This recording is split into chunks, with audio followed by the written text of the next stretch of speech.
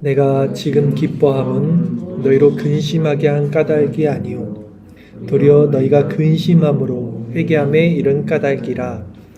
너희가 하나님의 뜻대로 근심하게 된 것은 우리에게서 아무 해도 받지 않게 하려 함이라. 하나님의 뜻대로 하는 근심은 후회할 것이 없는 구원에 이르게 하는 회개를 이루는 것이요 세상 근심은 사망을 이루는 것이니라. 아멘.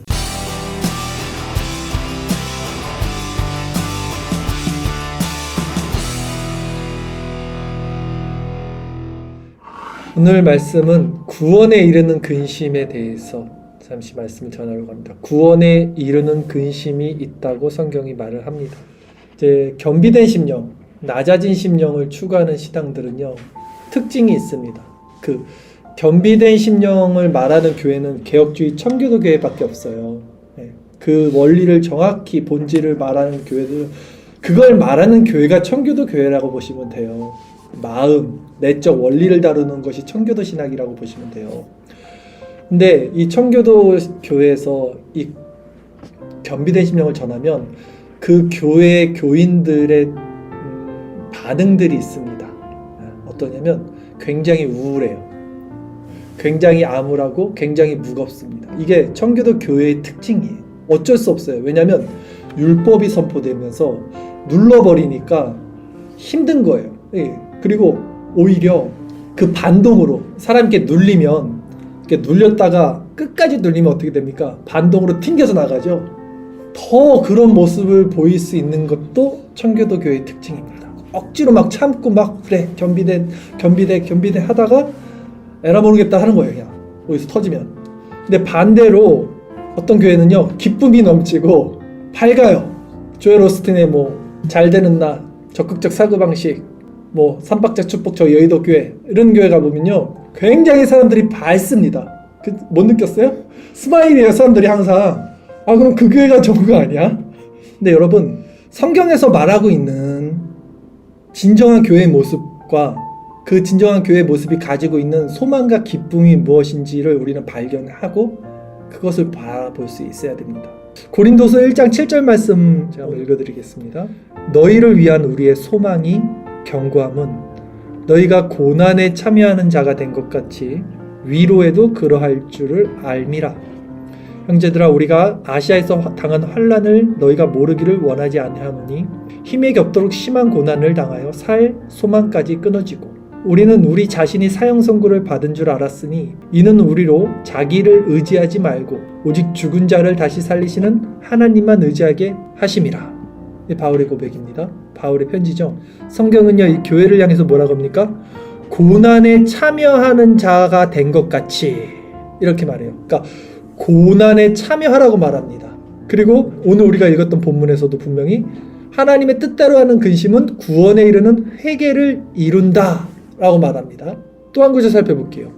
로마서 8장 17절 18절 말씀인데요. 자녀이면 또한 상속자 곧 하나님의 상속자요 그리스도와 함께한 상속자니 우리가 그와 함께 영광을 받기 위하여 고난도 함께 받아야 할 것이니라. 생각하건대 현재의 고난은 장차 우리에게 나타날 영광과 비교할 수 없도다. 제가 지금 성경의 세 구절을 읽었는데요, 다 고난을 받으라, 고난을 견뎌라, 살 소망까지 나는 끊겨졌다. 그러나 현재의 고난은 장차 올 영광과 비교할 수 없다라는 것이죠.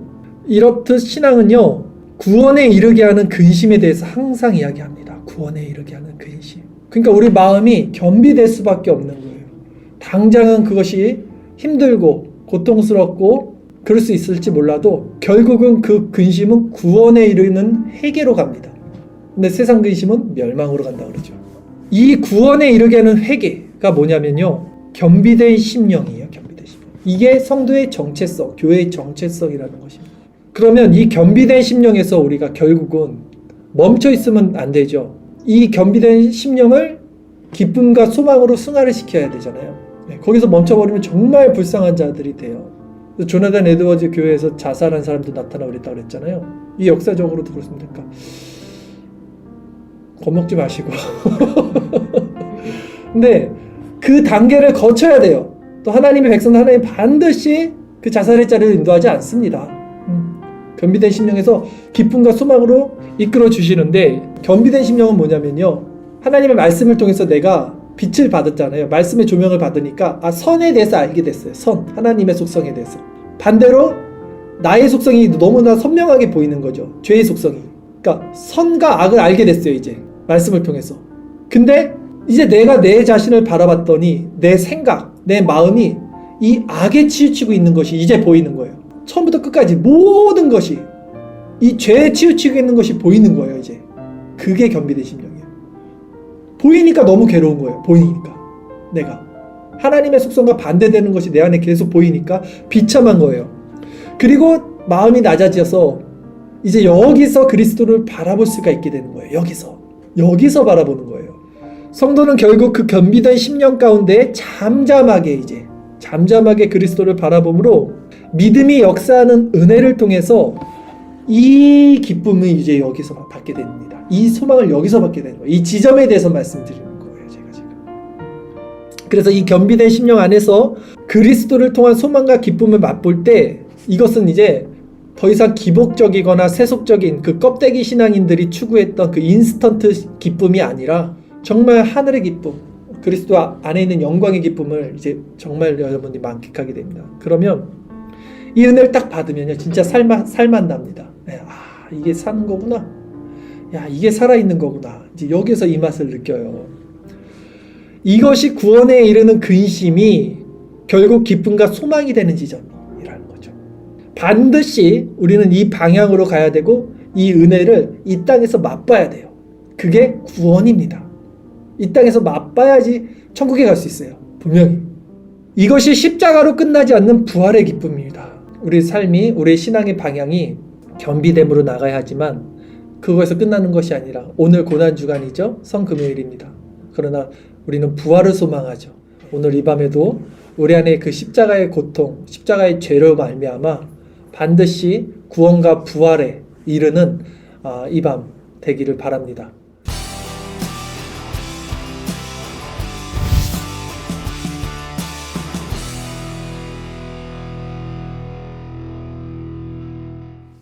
오늘은 3월 마지막 주 토요일인데요.